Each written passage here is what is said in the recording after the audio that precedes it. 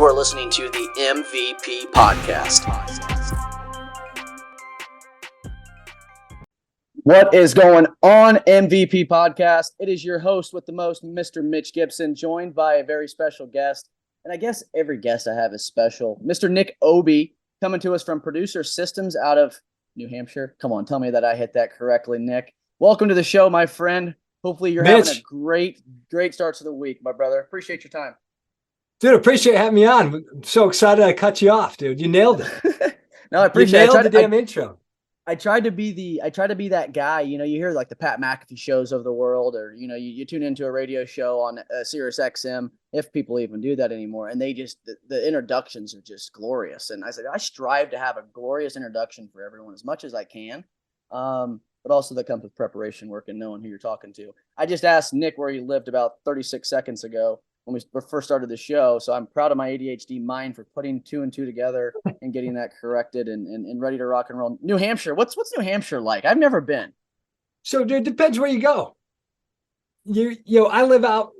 We're actually moving this weekend. We're moving out to the coast, the beach area, and so there's bars, there's restaurants, there's lifestyle. There's a couple 100,000 people in this seacoast area. But you go up north, you could ski lakes. You could also find like East Bum if you wanted to. Yeah, absolutely. It's like there's a little bit of everything. And I think sometimes we get a bad rap because we're north of Boston. And so it's like, well, that's where the Hicks live. It's not Hicks. You can find them, but it's not everywhere. The good news is there's smoke everywhere and up in the northeast right now, correct? Are you getting any of that from the California fire or the Canadian fires? I'm looking out the window right. I don't know. I think if there was a day, maybe we had it. If we are, for me, it's not smoky enough. Maybe I'm spending too much time inside. I don't know. I'm gonna get out. Could be. That could be. Well, hey, we won't go into whether you drive into work or whether you don't drive into work. We're gonna start this episode off, and I guess kind of a little disclaimer before we go into my 5 rapid fire questions that I know everyone loves and can't wait to hear the 5 rapid fire questions because it helps for you, the listener, get to know the guest a little bit more. You kind of know what kind of things, whether he's a goofball, whether he's a geek, whether you like him or whether you don't, based off those 5 rapid fire questions. I base them based off how much I like the guy or girl, depending on their answers. If they like goat cheese milk or goat cheese ice cream, I don't know if we could be friends. But we're going to kickstart this off. 5 rapid fire questions. Nick Aube, Producer Systems. Nick, what's your favorite color? Green. Used to be blue. Oh, he's a change color man. He changes the colors. Okay. I'm a big fan of that. Green's my favorite as well. What's your favorite flavor? What's your favorite flavor of ice cream? Goat cheese ice cream. You're lying. You lied, sack of shit. They call it now the Tonight Dough. It used to be called Half Baked. I don't like the name change. They threw Jimmy Fallon on the damn cover of this thing, Ben & Jerry's. So I'm not a fan of that. But it was called Half Baked. It's half Ben & Jerry's, half brownie batter, half cookie dough. Now I eat the dairy-free, selection if I'm doing it. Haven't had them forever, but that's a favorite by far. Wow. We used to put that shit down like a whole pint. You get half the. Yeah, when you get Ben & Jerry's pint. I love it. I literally love it. Yeah, so the first half, I haven't had ice cream shit in years, but. The first half, it's all hard, and you're like, I'll save the rest for later. But then you get to the bottom half, and it starts getting soft. And you're not putting that shit back in the freezer. No, you're finishing the rest of it right then and there. If you don't, you're going to get made fun of, or someone's going to come take the best part of it. 100%. Take the best part of the ice cream. Nick, if you could visit anywhere in the world, travel anywhere in the world, where would you travel? Go on vacation right now, 7 days, Right now, Italy. Okay. Any specific part of Italy, or just Italy? Shit, I got no idea. I know it's big. My wife studied abroad there. She's got family from there. She's been, so it's kind of like one of those things I've talked about going, but I don't know. I guess I should get a little bit closer, narrow down the exact city I want to visit. It doesn't have to be that in depth. I just was trying to be nosy more so than less. If you could spend 24 hours with anyone, dead or alive, who would you choose? Dude, you're catching me on an interesting day. We just put my wife's horse down yesterday. I appreciate it. And so today, dude, I would say him, my wife, and my daughter. Again, another 24 hours. That's a great answer. You can't go wrong with that answer either. I mean, why not? That's why you married him and had a child, so you can hang out with him all the time, right? Exactly. Let me ask you more of a serious question here. And and I usually go 5 rapid fire questions, but guess what? I'm going to go 6 because there's a 6th one that just came to my mind before we started this episode while I was dealing with some issues with my AirPods. But my next question, more so on the serious spectrum, if you could give advice to someone, maybe out there getting kicked in the teeth, struggling in life, feeling like they just, they're taking 1 step forward and 3 steps back. It's just not going well for them right now. What's one piece of advice you could give to somebody? Dude, I would say realign with like your vision. Where do you want to go? Because I've been there. I've been getting my teeth kicked in at times, and you feel like you're lost. You don't know where you're going. And I think if you can realign with the vision of what you actually want, where you're trying to go, I think that helps kind of connect everything back together and make everything else fit back into place because you know the ultimate end game of what you're looking to accomplish. I love that.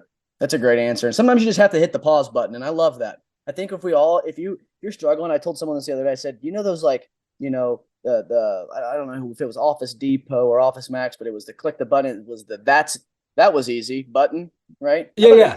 Just hit actual life pause for a second and just sit back and think and look at this vision. I think that's a great answer, Nick. Good shit right there, brother. Good shit. Appreciate it, dude. Like that.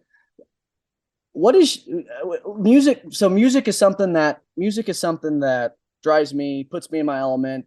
There's different types of moods of music that depends on what I'm doing in work. If I'm creating content, I'm not going to have some little lonely, country sad. Right. So I'm going to have something more upbeat. It's going to get my mind flowing, everything moving.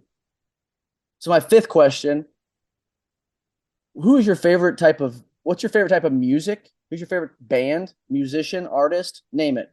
What are you listening to in the headphones if you got to go out there right now and get pumped up? Country music. That's where I spend my time. I would go through stages. I really like Kenny Chesney at one point. I still like some of his stuff. I love on Amazon the fresh country. You get hit with the up and coming artist. The fresh country, baby.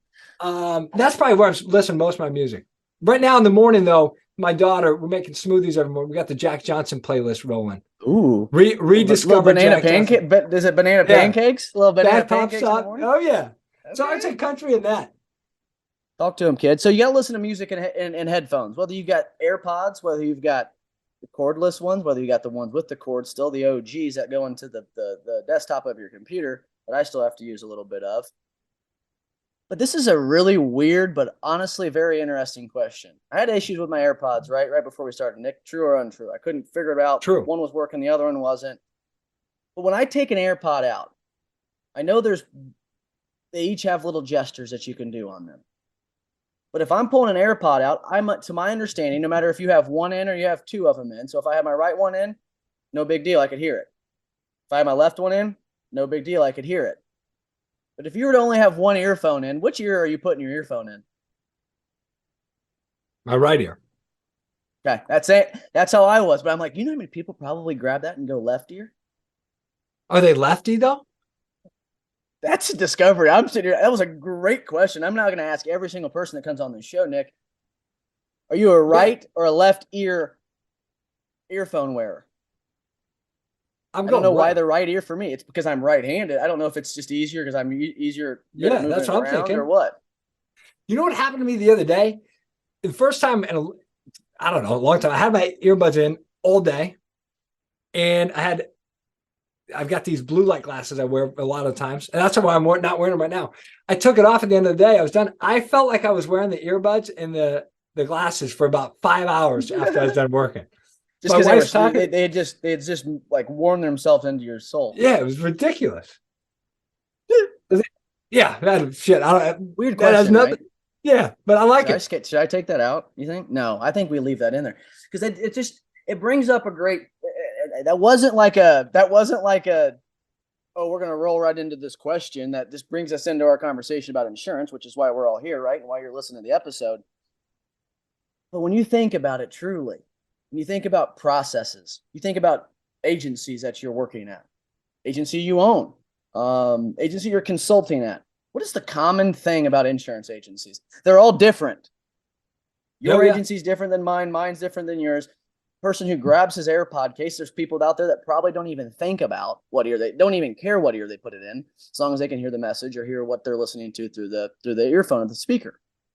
But for me, I almost guarantee you 99.99% of the time, I take my AirPods out And if I'm going to have one AirPod in, it's only the right AirPod that goes in.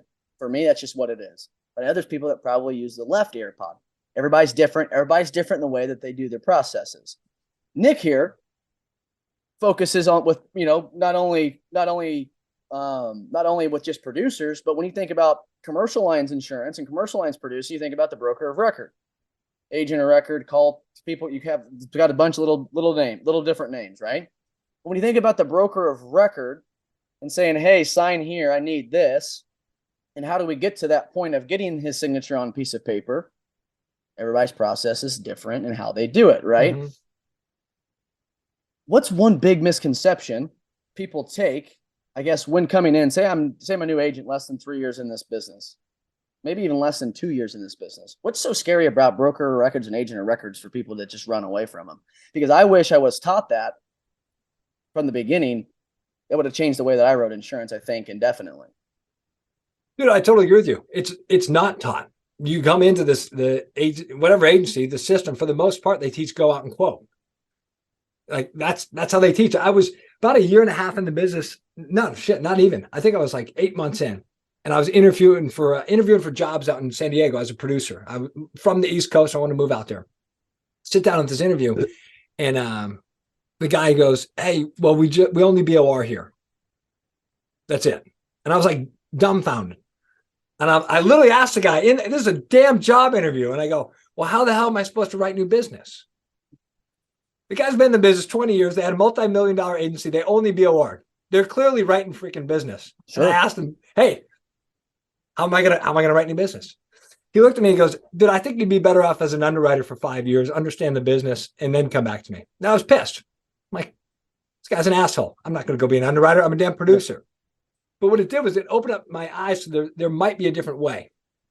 There might be a potentially better way to actually write business. And I think that's the biggest misconception, that producers come in and I did it. I didn't think for myself in the beginning. I just said, hey, they're teaching me how to quote. I'm going to go quote. There's a better process. You need to understand the process and be able to communicate that to the client. And if you can, essentially think for yourself and develop your own sales process, you don't have to do what the agents have done for 30, 40 years. You can create your own path. So for me, that was the BOR. I think that's the way of the future. That is where I think producers can start to find some confidence, is building out their own sales process with it. Well, I think, well, a great answer. And I don't think you could have been any more correct. It is correct in the ways of the process. My process has changed 13 different times the last 6 months. It's also because I am fine tuning. Right? I'm fine tuning. I'm going back, looking back at the last 3 months of activity, looking back and looking at hit ratio compared to closed business, looking at activity as far as outbound call activity, outbound lead activity. What's that look like? Right? So I'm going to go back and I'm going to change. It's just like, and I'm going to reference this to baseball because it's kind of the whole concept behind the MVP podcast is, you can't just be a one-tool player in this industry as a producer just to win. You can't just be a 2-tool or 3-tool. You've got to be a 4 or 5-tool player if you want to be balls to the wall, one of the successful commercial lines producers out in the marketplace. That only comes from learning from the failures, also learning from your own processes that you've created or the processes that you've established or been given from somebody that you're working with now. The process is the key to your success, people. The freaking process is the key to your success. Whether you're a broker of record, doing a broker of record, or you're writing a simple home and auto insurance policy. If you're writing 10, but you want to write 30, it's probably something in your process not allowing you on a time frame wise with the amount of time in a week and throughout a month for you to do that. Maybe you should go back and look and see if there's any automations or if there's ways I should approach relationships differently with centers of influence, because maybe you're writing bad insurance customers from this one specific realtor who's just selling shit houses. Same thing goes here with the broker of record. But the one thing doesn't go away with the commercial insurance piece, Nick, that I talk about all the time. It's the relationship. The relationship wins in a broker of record. Correct me. Am I wrong? True or untrue? True. 100% true. And I think it's how you arrive at the relationship. And I think for young producers, there's this concept of a lack of confidence, right, in what they're doing and being able to present the BOR, because it's like, I'm too new to the industry. Mm-hmm. So who am I to tell them that they should BOR their policy to me, right? So it's easy to get caught up quoting. I'll just take a shot at the quote. And maybe The price will be lower. Then I can convince them to come over, right? Sure. Did that plenty of times. Won plenty of accounts that I shouldn't have won that way. Where the confidence comes in and where you build the relationship is educating the prospect on something that actually can impact their business and their bottom line. What's missed in the insurance industry is 9 out of 10 prospects, maybe even higher, have never heard of blocking the market. They don't know how the insurance game works. They do not understand the insurance market. For years, their brokers have. You mean blocking the market as far as I've got 5 carriers, other agents got 6 carriers. We represent 3 of the same of his 6. He goes in there and knows it's being quoted, and he goes and submits an application to each one of those carriers, so it blocks me out. Correct? Is that what you're meaning by that? Correct. Yeah, yeah. Okay. Just want to make sure we're holding up. We got to sometimes reel some of these agents back in so that they understand it here. Yeah. So 100%, you're spot on. And so what happens is if you're a young producer and you're quoting that, your 3 carriers are blocked now. What do? You pick up the prospect, you call them and go, shit, I can't help you out. Why can't you help me, Nick? You just wasted my damn time. You took me through this. I gave you everything. Well, I can't, the way the insurance market works. But so now we're explaining the process on the back end after we've wasted the prospect's time. So where you can actually improve the relationship with the prospect is hit them with that information in the beginning. Hey, appreciate you taking some time. I don't quote insurance. Here's how I operate. Explain them the market. The chances are they've never heard of it. You're going to get instant credibility, even though you're a young producer, because you just taught them something that they don't know. And where the benefit to them is, here's how it benefits you, business owner. Your bottom line is that you need to understand how the insurance market works. If you don't know how to navigate the insurance market, you are leaving money on the table every single year. So now, as a producer, you're coming in, you're providing education, you're showing them how the market works. That's going to build credibility, and you're actually going to build a stronger relationship than taking them through a 90-day quoting process where you call them at the end of the day and say, hey, we're 20% higher, we have no carriers. So that's how you're able to build a relationship, especially when you're young, because these business owners, these prospects have never heard this. They don't know it. And so now you're instantly teaching them something new. Teaching them something new, you have instant credibility. You're instantly adding what everybody on that listens to this show knows. I say this term all the time. You've added value. 100%. And I think for me, I struggled with coverage early in my career. It's like, think about how many carriers, how many policies, all that shit. Still struggle with coverage. If you don't struggle with coverage, you kiss my rear, because I know you do. Oh, 100%. That was the biggest thing. Even when I left producing, I hated coverage. I'd get a claim call. Even if I knew the claim was covered, I'm like, shit, I don't know. Yeah, let me check. So trying to find confidence, or as a young producer, wait, like, okay, I'll be confident once my coverage knowledge gets there. It'll never get there. It'll never be where you want it to be. But what I love about the BOR and explaining it in a way that educates the prospect is if you've been in the business 2 months, you're an expert in the process. And we were talking process earlier. I think producers get caught up in the coverage process, explaining coverage, selling on service, right? I'm here for you. I give you certificates. We meet 90 days out of the renewal. The process that we want to educate the prospect on, there's a lot of freaking P's and O's in there, is how does the insurance game work? How can they best navigate it to get the most out of the market? If you can educate them on that, you've built trust, you've built credibility, and then asking for the BOR gets that much easier. Well, and I think the thing that I look back and it's never really hit me in the head on why, right? You're a young producer, you get 3-4 years on the road, you look at your agency and the principal owners, and you're like, shit, we could do something a lot different. We could do this. Why did I spend this whole entire first 6 months learning about work comp? Never made sense to me one bit. But when you walk into a prospect and or a customer's office, and you start talking to them about their work comp mod, and that there's 3 different things that are going to determine your work comp premium. It's the mod, it's the scheduled credit, and it's going to be the rate. Those are the only 3 things. Yeah. And you shopping your insurance around 3 or 4 times every year at renewal is only hurting that scheduled credit.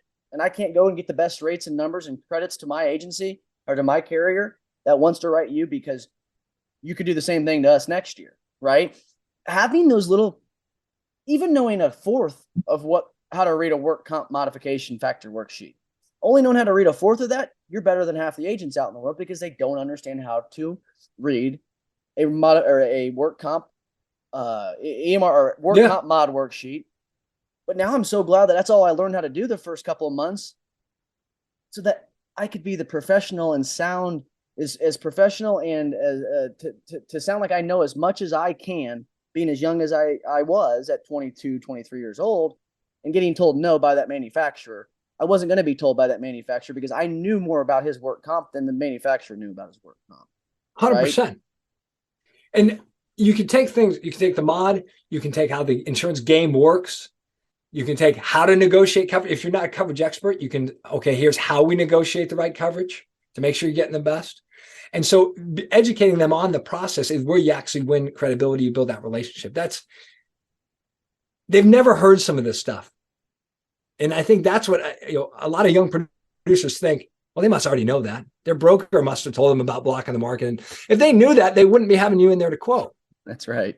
Right. And the best example is like a CPA. Like if we think about the CPA world is almost like a little bit more evolved than the P&C world.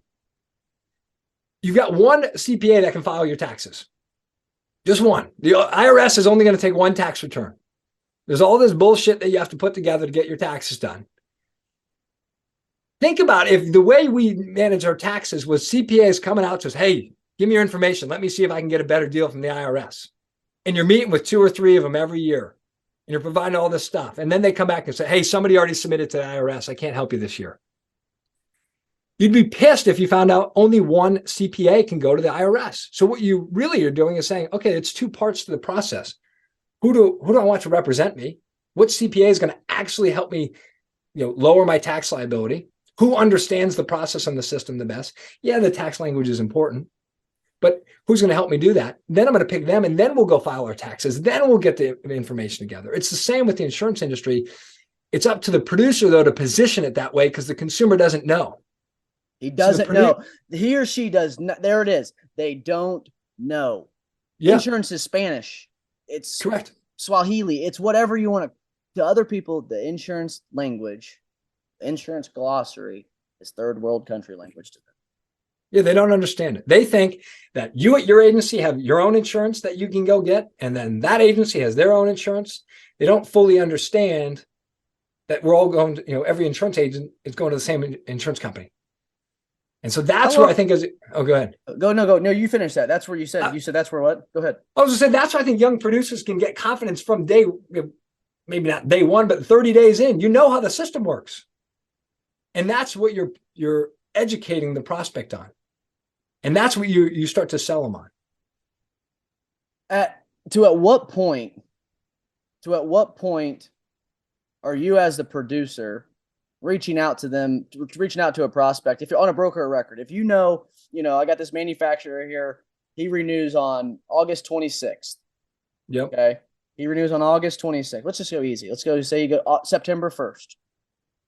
He renews on September 1st. I know that from my prospecting pipeline. I went and looked on Insurance X date, whatever the way that you get your dates and numbers and whatever from, right? And you build your list. If I know only option I have with that company or with that employee or that prospect is a broker of record, right? Because he may be with the 1 or 2 best carriers in that industry. How many days out should I be reaching out compared to maybe a new prospect that's going to need the attention to quote? And he might be a Cincinnati Insurance client, like to the T. I'm going to go put him with that. If that's not that guy, the one that I have no choice but to keep him where he's at. I'm going to go steal him and win him by the relationship. Yeah, I would look at 30 to 90 days. There's a school of thought that says do it midterm.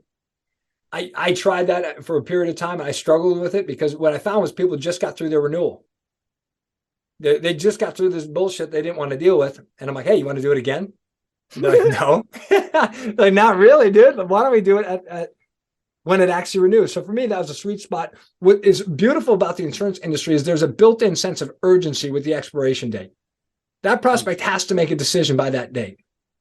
So whether it's yes or no, you'll know and you can move on. And so I would use that to your advantage. When you're doing it off X date, they don't have to make a decision. And so what I found it was harder to get them to commit because they knew they didn't have to make the decision until the renewal date. And so I would look in that 30, 90-day window. And the only reason I ask is it's just, when I think of, for example, one of my biggest customers, they build cell towers and service them for cellular communication companies. at Verizon, stuff in that nature. For him, there's only really one marketplace for him to be, right? The issue with trying to call on this client, and you just hit a great point about, oh, I just went through the renewal process with my current carrier. I now have to get you this app, this spreadsheet, this list, this, that, and the other list. Yep. Redo it all over again. I had it 120 days out this year from the underwriting. Hey, we're 120 days out. Here's what I need. And you sent that off to the client? Nope. Here's what I actually do. I go sit down with the client, but before I go sit down with the client and schedule that meeting, I am spending the time to gather the information that I could answer those questions for him without having to give him, it might have a list of 10 things, but if I can give him a list of 4 things, it makes him a hell of a lot better. And I actually intentionally use a pen and paper for this process. And I put a line through it. And I put MG, Mitch Gibson, meaning I did it. It's done. So he also sees, oh, one, my agent's been working for me on this. A lot of it is our, the driver's list, the MVR reports, the vehicles fleet schedule, and inland marine schedule. Those should be up to par if they've made endorsements, changed all that jazz in the back end, right, throughout the year. If they've added a vehicle, lost an employee, or employee left, added a new employee, those should be up-to-date numbers. And the reason of how we have our spreadsheets and shared drives and everything set up with our customers, that should never, ever be outdated. But Right. we're going to review it still when we sit down. So I've eliminated his 10 item list to 4. 2 of them he sends over to his administrative assistant, who's going to get the financial stuff from the bookkeeper. He's going to get me a couple of the other things that I need, and it's over. I mean, to where that used to take us forever. I mean, that used to take 3-4 weeks to get all of that. The W-2 or W-4s to the 1099s, the subcontract. I mean, immaculate amount of a list of stuff.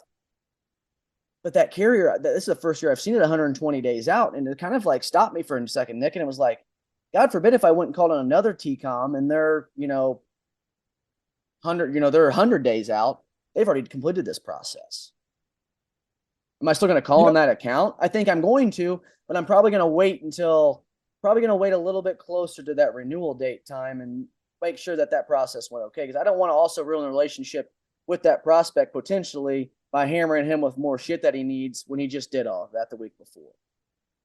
Yeah, it's interesting you say that too, because I would argue though, if you got it, so you got it from the carrier 120 days out? Correct. I got it from the broker 120 days out. And then, the E&S broker. Correct. Yeah, E&S broker. I mean, it's specifically tailored for telecommunications.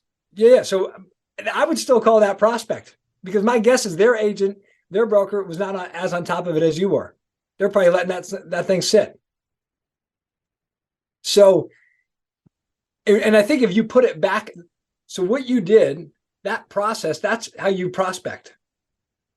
Hey, I'm meeting with my clients 120 days out. Here's what I'm doing. Here's what I'm taking them through, because I know that if I send you an application, you're not going to do it. That's okay. You're not supposed to. You got a business to run. So here's what I do. I pre-fill it. We get 4 questions. I need that information back as soon as possible. That gives me the best chance to negotiate with the insurance market. Correct. And so now you can use that exact process in that sales pitch to whatever prospect you're calling. And that's where I think young producers can gain confidence. It's not about coverage. Can you set your calendar 120 days out? Can you follow the steps in the process?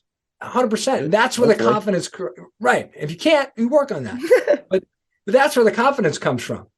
And you're educating the prospects on that process and why it's important to them and why it impacts their bottom line. So you've said the word confidence a lot. And I'm a big confidence guy. I'm very confident about myself, very confident about me as a human, dad, agent, whatever, baseball coach. Confidence is your key to success, isn't it? Mine, you're saying? What would you say your key to success? What's 1 or 2 terms, I guess? You think about there's 2. I've got my 5 pillars of what I think it takes to be a successful young agent, right? But for you personally, you think put it. Let's take this. You as Nick as a producer, Nick Aube as a producer. What's the one thing that's going to help make you win business more on a mindset standpoint? You think it's consistency? Would you say it's motivation? Do you think it is confidence? What do you think that a key term that would give somebody some success that they should be focusing on? You think confidence is it? I think confidence is a huge part of it, especially if you're going to walk in and ask for a BOR because they haven't heard it. It's completely different. I think confidence, I think consistency.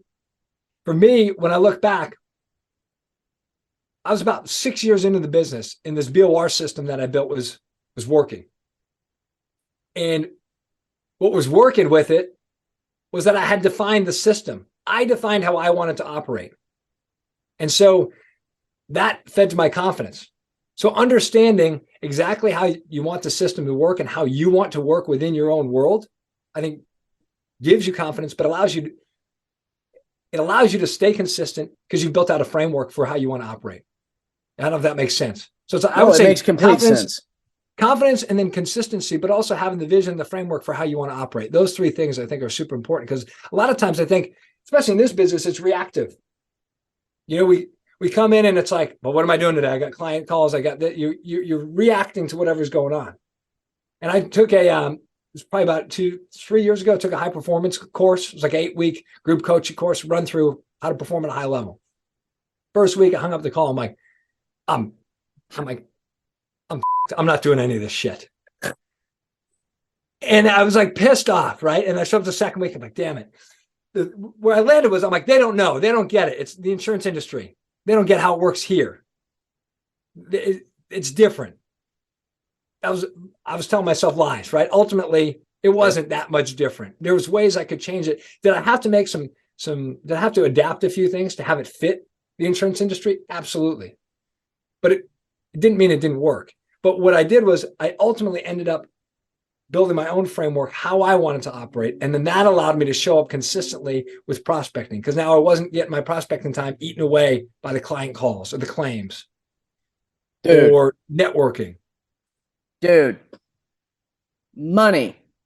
The reason why I say money is because talk about how I told Nick, everybody, before I started this episode that, dude, I don't know where this episode goes, and I never know. It just flows where it goes. But when you think about the producer, right? You think about that producer who is trying to adapt. Maybe he went and worked for this high level sale, let's just say like a Salesforce type of computer software selling out to who God's knows, coffee shops to whatever. And he comes his first week in the insurance industry. You got to adapt, right? Whoever can adapt better is going to win. But then most importantly, and I've talked about all the time now, and especially in the technology world, whoever's going to adapt the technology better and be more open to that adoption, the longer lasting that you and your agency and your legacy is going to survive in this industry. Some of the things that we have a struggle with people who listen to this show, including myself, and I expressed it a couple episodes ago, was the stress of, I want to make change in my process, but guess what? I don't have the financial decisions of saying, yes, we can get this piece of tech. Or, I've got this magical, if you go to my whiteboard in my actual office, I'm in the garage right now in my house, but if you go to my office at the insurance agency, I have a whiteboard and I have this commercial lines pipeline drawn out on a whiteboard for landscaping contractors. Yeah. Right. There's two pieces of technology I didn't have. But what I did was I built out this diagram and I showed the principal owner how this is going to help me write more business. Right. And I did it. Like I took the time to do the research, show them why, what can talk to what. At the end all be all, it eliminates 2 steps from the CSR, helps me give back 2.5 hours time per client. Boom. He bought it. Bought the next one. Probably like that. Yeah. Right. There was one on the personal line. I was paying a couple of things out of my own pocket for a couple of months. And I only tell this story because there's sometimes it's called, you've got to take a risk to try to get this reward. It's called risk and reward, people. Right. Sometimes you got to take a risk of paying a couple $100 for a couple of months on a piece of software to decide whether or not it's going to help you. The 2 hours using Canopy and Agency Zoom just happened to be very, very efficient for my personal lines process. Took that process, showed it to the agency owners. Guess what? We use it now. How do you have any other ways when you talk about people adapting and they're saying, oh, they got their head on a swivel? I don't have this, and this. If I had Mod Advisor, it'd help me be able to do that and eliminate time. What's the best way for producers to maybe they visualize this process and maybe try to persuade that agency owner and or their boss why a piece of technology would help in their process, because they may build this process, Nick, but that one step in the middle that they need that tech could be the one that makes or breaks it for them. So that process could be just absolute shit unless they have that. Does that make sense? I know that was kind of a no, dude. It makes a lot of sense. I think for a long time early in my career, I don't know if afraid's the right word, or I didn't want to. I felt like it wasn't my responsibility. I didn't want to invest in myself. I didn't want to spend my own money, And so I think recognizing like, yeah, it's okay to spend your own money, to invest in yourself, and to actually prove the process that it might work. On top of that, I think tech is great. I love technology, but there's still ways that you can do the work manually, right? And so, and I'm not an advocate for this, but if that's the one thing that's slowing you down is the mod advisor, right? Let's say you're that mod software. Sure. You could still put together your own analysis on the experience mod. Would it be as slick? Would it be as good? Like, no. So if you're really committed to this process and you want these people to invest in you, your agency owner, but you don't want to do the mod work yourself, why the hell would they invest? And trust me, I learned a lot of this shit the hard way because I didn't want to do some of the damn work at times. I'm like, hey, just come on, give me some more damn money for some software. Right. And so that is where I'd say you can adapt the process, and you can adapt it to fit you and how you operate as a producer. And how you operate as a producer does not have to match how the agency operates. And it doesn't. You can go out, like the agency I was at, the last agency I was at for almost 10 years. The one before was about a year. And not everybody there BOR'd, but I wanted to BOR. So if you want to work with me, that's how it worked. And that was okay. For a long time, I was frustrated. I would think the whole agency should do it. I believe in this method, And so as a producer, you can define your own process. You can use your own tech if you need to, and really prove your process. And then that's how you get by and you get support once it starts working. Yeah. And but you said something really great when I asked that question. And I was worried that you weren't going to maybe you caught it, maybe you didn't, but I was hoping you would answer it the way that you answered it. In the self realm of, you need fucking work. I mean, sometimes you just have to put the pen and pencil down on the paper and you got to just do it. Right. And I say that in a nice way because I remember, year 3 walking in, sitting, there with one of my bosses, and was kind of, I'm sure it was a talk about money or, gas or phone, or there's too many people calling my damn cell phone. Well, same here. There's so many people calling mine too, but I still take it. Right. He said, Mitch, he says, you're going to start learning here before too long. He says, you want to pay for that cell phone? You want to pay for that gas? Go work harder. Buy a car you don't have to pay for gas for. And I looked at him like, what the fuck did you just say? I'm in a sales role, driving all over Hell's Half Acre. We've come to some conclusion on some things, right? But in a sense, all he was trying to tell young Mitch, work. You're not working hard enough. You're really not. It's not 9 to 5, right? And I said that flashbacks to when I was first time I ever met Jason Cass. I was on his episode and he asked me the question, what's that one thing stopping people? I said, you can't get the shit done 9 to 5. It ain't going to get done. It ain't going to work. You can't, if you want to succeed in this business, especially your first 3, 4, 5 years, it's not going to get done at 8:30 a.m. to 4:30 or 5 o'clock p.m. every day. There's no way, especially if you're trying to educate yourself, right? Trying to find mentors and have a mentor, somebody that's going to give you the, kick in the ass that you need, someone that you can listen and depend on, that's going to give you good advice. Yep. Those are the things you should think about as a new producer, not, I need this, this, and this. No, learn from people that are succeeding in it and go try to follow and replicate what they're doing. Nick, you probably don't give a shit to share some ideas. You don't give a shit to share a process with somebody. I don't care. This industry is about helping each other. I mean, we really, really are. You want producers to be better, right? So the programs that you build and what you teach are to do one thing: make producers better at what they do, especially in the broker of record realm. I'm assuming that's what you guys are doing and what you have built over there with producer systems. I don't want to get off here without talking about that for a brief second. What types of things, what kind of sparked you to start producer systems, and what kind of interested you to say people need to know how to do this? Yeah, dude. So it was like I said, about 6 years in, right? And this BOR system was working. And I found a better way, a better environment for me to succeed as a producer without having to go down the traditional path of quoting. And it was working, dude. I was more confident. I had pride in what I was doing. Like I felt like I was bringing value to the prospect meeting. I was more relaxed. I was creating a consistent pipeline. And really, I could see the path forward, dude. I had equity in my book. I had a 50-40 commission split. I had an expense account. I had a country club membership. Like I could see it. And it just didn't fulfill me. Producing did not fulfill me. What really I was passionate about was this system and scaling the system. And so I tried the traditional, maybe I'll go for partner.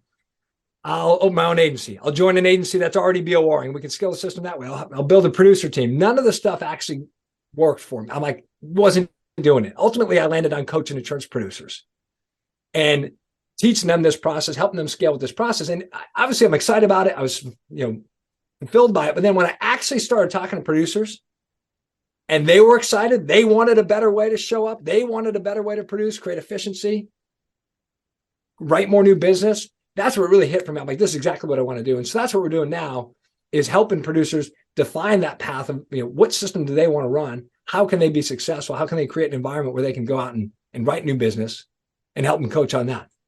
So it's not necessarily just broker of record specifically, correct? Dude, I'm a big believer in the broker of record. To me, like that's the way forward. However, we were talking about confidence earlier. You need to be confident in your process and your system to actually go out and execute.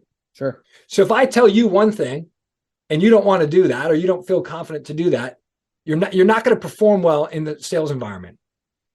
So you need to define it for yourself. What does it look like? Like for me, my process, and I got there over years of getting kicked in the teeth, as we were saying earlier. If you didn't BOR it to me, I didn't work with you. Unless I didn't have the market. And we didn't have all the markets at all the, every point throughout my career. If I didn't have the market, I still pitched the BOR. So look, normally I don't do this. Normally I require that you to sign the broker of record to work with me. However, I don't have the carrier in this situation. I'd explain why. As an agency, we've got other carriers that match this, the description, whatever, that are competitive. But here's what I'm willing to do. I will work on these 4 carriers that I have, but you have to sign a BOR for those 4. And if the clients or prospects didn't do either of those things, I wouldn't do that. And in the beginning, I didn't define my process. It was like, all right, I'm going to go in. I want to BOR this thing. And then I'd pitch it and the prospect would go, yeah, dude, I'm not going to do that. But will you quote it? And I'd freaking cave every time. Yes, sure. Shit. I'll quote it. Here's exactly what I need. I need lost friends. I need this. I do the whole deal. And I would be pissed off after because I'm like, well, shit, that didn't go according to plan. I just got bullied around. So defining how I wanted to operate in my process is what gave me the confidence to show up to that prospect meeting and say, this is how I work every time. And here's why. Here's how it benefits you. This isn't about me. I don't quote your insurance because it's not in your best interest to have 3 brokers in the market, tying up the carriers, pinging multiple, underwriters who now are going to question your, the seriousness of your account. And so that's how I'd always position it. But having that process defined for me is what created all the confidence to step in front of that prospect and say, here's how I do it. Let me ask you this question on this. You brought up a great example. So you went to that client. He said, "No, I'd be interested, but could you quote these for me?" Or if he said, "No, but you can quote. Would you still quote these for me?" In my first initial thought, I'm saying, "Yeah, I'll quote them for you, but just in case we aren't in this, we aren't in the ballpark, or they're not competitive." Maybe that's a bad way to put that. That was a terrible example, Mitch. Yeah. Let's just say, yes, but I still want you to sign this broker of record because I can go back to that carrier and my rep and negotiate premiums and help. Also, I might be able to find some premiums that might not be as efficient or might be a little bit better, but not supplying the best coverage. And I can use that back to the carrier again. And maybe hopefully we can work some things out. How would you try to handle that? Because at the end of the day, if they say, no, I'm not willing to sign it, or would you quote it? Have you ever said, yeah, I'll quote them, but I need you to still sign this document? Yeah. So there's, I guess, a couple of things. Let me clarify. When I say sign the BOR, I'm still going to market. Right. Okay. And that's kind of what I was wanting to know. So like you're with Liberty, let's say. You're going to sign Liberty over to me. I'm going to still quote it for you. I'm gonna still go to the Gotcha. marketplace, but I'm it. We're getting rid of the other broker, right? That makes sense. And But you're so signing these other three. You're signing these other three. Say you had 4 carriers, Liberty being one of them. But the other 3, you're still having them signed because God forbid the other agent goes to those other places, right? Is that what I you're would trying to either avoid? I would either have them sign every one of them, or the way I positioned it was I educated them on the whole process. Here's what's going to happen. Your broker's going to call you up. He's going to try and convince you to stay. He's going to tell you, I'm a piece of shit. I'm using this letter, against you, and you don't know what you're signing. I want you to be very clear. When you sign this letter, here's what's going to happen, right? You're essentially firing your broker. You're hiring me to represent you. So we're clear. Okay, good. Now, I could have you sign 50 letters for every carrier. I'm not going to do that. But what's going to happen is a couple things. They may already be submitted to the market. We may be blocked. They may get pissed off and block us as we go. So as we go, if I need other carriers unlocked, I'll send you the BOR to have you sign it. And so that's how I would typically handle it.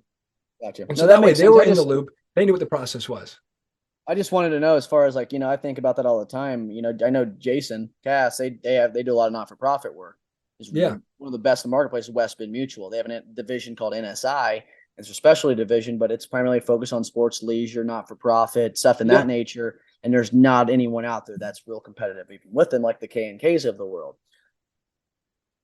But West Bend, there's quite a few people around my 50, 60 mile radius that have West Bend contracts that I'm going to go to that, let's just say a Boys and Girls Club, and like, now I'm with West Bend.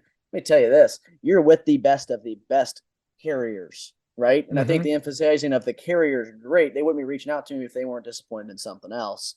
So I think just the question of asking, should I have them sign the other 3 or 4, contracts or broker of record letters for the other carriers that you have, what was the point of that rather than just making sure that you had the opportunity after the deal was either closed won or wasn't won, and to show him that, hey, you're going to bat for him, not just to get blocked out like an asshole. Oh, 100%. I don't know if that makes, No, it makes a lot of sense. And I think you could do it a couple different ways, depending on the relationship. I felt back to the relationship, right? If I felt like we were on it and the prospect really trusted me, if I was still building it, maybe I'd have them sign the letters just to kind of reinforce, like, there's a psychological effect to the signing the letter. Yeah. And I think that's what's missed. Like, you're signing this letter. You chose to hire me. You signed a letter to hire me. And I'm your representative now. I'm your advisor. Whereas when you win on quoting, whether we don't like to think, well, I didn't win on price. They hired me because, best service and all. Price was an element, and that's how they realized they worked with you, right? It's like, oh, well, I worked with Mitch because he got a quote. So if I ever want to look at other options, I need to go get quotes. Whereas if you have them sign a BOR, if they ever are dissatisfied with you, that's how they're going to go interview other brokers now, because they're trained on the process. So there's a psychological effect to having them use, the broker of record. I do like that. And I guess kind of another thing too, real quick before I let you take the floor and tell me, give us your contact info and how people can get in contact with you. One thing that if you're young and new and you're just, you haven't done a broker of record or agent or record letter, never done any of that, and you're a full-blown commissioned agent, 100% commissioned agent, make sure you're having conversations especially with your standard market carriers, on how commission structure or payment commission structure works on a midterm, on a renewal, because there might be some carriers out there that you have that you might take an agent or record. I took a roofing contractor month ago, $60,000-$70,000 account off of a broker or agent or record. And I willingly told the agent, or told the customer, hey, I just want to let you know, you don't renew until November. But on this date, I will be your new agent. We will be your new service department, service team. We'll take care of all of your some service endorsements, certs, all that request. But just know that I'm not doing this to try to make money off you right now. I'm actually not getting paid. I'm actually not getting paid until your next renewal. Right. I had that made him feel amazing, because I was pretty much taking 6 months of not getting a payment from the carrier from him because the other agent didn't take care of him the right way. Does that make sense? Yeah, you're on it's like you're on sabbatical form. Correct. You're hanging out. No, it makes a ton of sense. And the reality of it is, what you did was you were transparent, right? You were transparent with the process and how it works. And I think as a young producer, if you can be transparent as possible, you don't have to know everything. Just say, hey, here's the situation. Here's what we're working with. Here's how we're negotiating with the insurance companies. I want to take it over on BOR, but the carrier, they won't let me service it until the renewal. So I'm going to work with you for free, but we got the letter. We're going to submit it 30 days out. Like if you explain the process, you are building so much trust and credibility. Trust, the new word there. Credibility, trust, crust. Yeah, I love it. You need crust if you want to win new business. Yeah. So that's what's happening when you explain the process, because nobody else is explaining it to them. They're just not. Everyone else is moving too quick. They're moving through the renewals. They're talking about coverage. They're focused on here's the search. Here's this. They're not explaining the process. And most people think about how you buy. You want to understand the process. You understand how the process works. You're like, well, I can make an educated decision. And so typically, you're going to have the most trust from the person who educated you on how to make that decision. And any producer can do that, even a producer that started 30 days ago, because you know how the system works. On top of that, go ahead.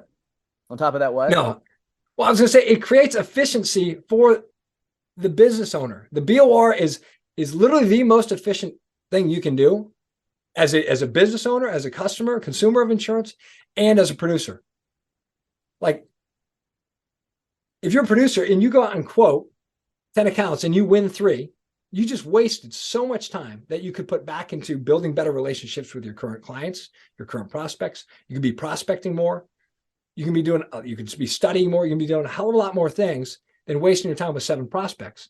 And if you went out and pitched the BOR to the same 10 people, you're probably going to still win 3. Yeah. And you just cut out all the work. And so you went out to 10 people. If you went to 10 people and you only hit 3, you know what's called that? That's called getting into the freaking Hall of Fame as a hitter in the MLB. That's right. 300 yeah. people, and you're not supposed to lose in this industry. Come on, dude, 100%. You're gonna lose. You're yes. gonna lose. Some of the biggest deal with failure. Dude, some of the biggest mistakes I learned, dude. Finding the BOR, right? It was the biggest fucking failure I've not ever had. I've bombed some shit, right? So I moved to San Diego. I'm working in as a producer. I get a job. I interview out there, and I come out. They're like, dude, we got a landscape program, brand new this year. We're one of 4 agents in the whole West Coast or whole state of California. We can do it everywhere in the West Coast. We're one of 4. The other program been around for 15 years. They're increasing every year. This thing is ready for the taking. So I built up this pipeline of $4.8 million in premium in a quarter. And at that time, I still spoke premium, not revenue. I was still green. And everything renewed between April 1st and April 15th. Out of the whole damn thing, I wrote a $1,000 bump. That's it. And I was, like I said, I was 22, living in San Diego. I spent a lot of damn money, dude. I'm like, even if I hit 5% of this shit, I'm going to be fine. So I'm buying stuff. What I learned from it was I was ultimately selling on price, even though I didn't think I was. I'm like, hey, I'm Nick. Here's what we can offer. Here's what the agency has to offer. Here's what the resources we have. Ultimately, it came down to I was telling people that we were going to be 40% less. And we weren't. We were about 12% less because we weren't actually 40. And the carrier that we were about to take all this business from, they knew what was going on. They lowered their rates. And so everybody came back to me and said, Nick, you told us you're going to be 40% less. That's the only thing that you told us, the reason that we should go with you. And you weren't 40, so we're not going to go with you. I'm like, shit, I get it. I don't blame you, right? And so that's when I started studying the BOR and said, well, wait a minute. How can I position this differently? How can I bring value differently where price is really a secondary thing? And how we negotiate price is what I'm selling, not the actual price itself. Damn, this McDonald's McDouble out in the East Coast is a hell of a lot more expensive out here in San Diego. Well, no, dude, it wasn't even that. It was, oh shit, what's the burger place? In-N-Out Burger. No. In-N-Out. And you had to know that you had to know they had crazy fries. Like they didn't put it on the damn menu or whatever. Right. I think it's crazy fries. I've lived out there 10 years ago. For me, That's the go-to out there was a steak and carnitas. Not steak and cheese. That's East Coast. Carnitas. I think it was carnitas burrito with French fries. They call it California burrito. Never had one of those. It was tasty. Never had one of those. Dude, now you're getting me hungry. It's getting close to dinner time. Nick, dude, I appreciate all your help. Won't be the last time we have you on the show. He doesn't know this yet, but I'm going to try to see if I can squeak in 20 minutes of his time once a month and have him part of the sales tip of the week so that we're building up the YouTube channel a little bit more. Jake Gines has been killing it. He's had a couple come out. You guys seem to like those. They're quick, short, 15, 20, 25-minute episodes to where we're just diving directly into something that maybe Jake or that producer or, something Nick experienced back in his days of producing a couple of years ago. That's something he maybe struggled with. Jake's was how his process has given him more efficiency to prospect more, right? Where if they didn't have some of these automations that they've, specifically paid close attention to detail with over the last couple of months, he wouldn't have had that time back. So, with that being said, Nick, dude, you're a wealth of knowledge. I love your energy, love your authenticity. You love to work hard, and you've always got a place to come here and shoot the shit, let your mind out, and say what you need on the Agency Intelligence podcast. So, Nick, how could people get a hold of you, dude? What if they want to maybe persuade their agency owner, or maybe there is an agency owner on here that's like, dude, I'm new, I've got no employees, maybe I got an employee or two. Really want to dive into the commercial market a little bit, but also want to still have my time to still build the agency, build the personal lines book. How can people get in contact with you? What's the best way to do so? Dude, a couple things. I appreciate you having me on. I'm in for the 20-minute sales tip of the week. So let me know after. We'll set that up.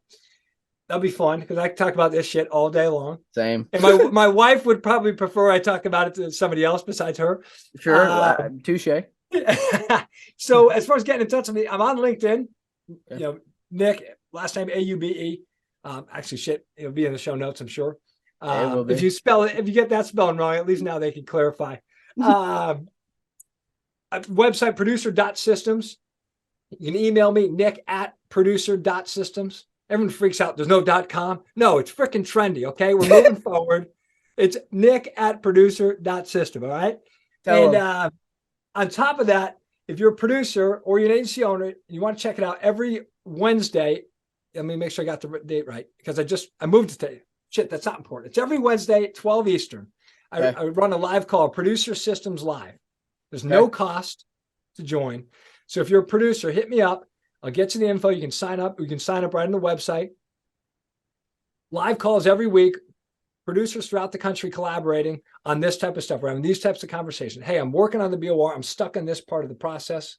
I'm working on this prospect. How should I position the BOR? So bring those conversations to the calls. We'll dissect them. We'll dive through them. You'll walk away with actionable steps to go out there and actually start implementing this stuff and continue to build your sales process. And then on top of that, website, LinkedIn, that's where you can find us. I'm posting a lot on LinkedIn right now, and just trying to share as much information about this process as possible. Absolutely, brother. Well, keep doing what you're doing. It's being noticed. I know people out in the industry. I mean, hell, you're popping up all over my LinkedIn page, even if I don't like a post of yours. So, loving the genuine, authentic content. That's what we need more of is more people that are human beings and not trying to be someone they're not. And that's what I challenge each and every one of you loyal listeners to do every day, every week. I always say it. You've got one thing that you are in charge of every day, and you can make a difference every single day if you wake up with that positive attitude in mind. Don't forget Indie Tech Showcase Experience, August 29th, 30th, and 31st. Young producers, especially, if you have not signed up yet, you're 35 and younger. Hey, we might even make it 40. If you're 40 and younger, or less than 3 years of experience in the industry, okay, might be moving it to 5 years or less. Doesn't matter. If you're a young agent, new to this industry, you need to be at the Indie sales portion of Indie Tech Conference. Indie Tech Showcase Experience is a 3-day event. August 29th and 30th is Indie sales as well, in tangent with Indie Tech, which is going to be the technology showcase that we'll have inside the convention center in Indianapolis, Indiana. I can tell you, looking at the speaker lineup for the Indie sales piece, so far I've got Heath Sheeran coming to talk about some building relationships and process stuff for you on that side. Brett Young, Andy Matheson. I mean, dude, David Carruthers, Jason Cass, myself, Eric Garcia, maybe Nick Aube. We'll see what happens here in a few minutes. But would love for you guys to be there. We're going to be talking a lot of, literally, if you don't have a process, you will have a process by the time you leave in those 48 hours. Promise you. I can promise you, if you don't have a process, you will have a process. We're going to break up commercial personal lines group after each speaker discusses what those breakout sessions are going to do. Anything from building proposals to automation building proposals to creating a niche, creating that process, elevator pitch, all that shit. Come see us at Indie Tech 2023. For Nick Aube, Mitch Gibson, you've listened to another episode of the MVP podcast. Catch you next time. And always remember that you can make a difference. Take care.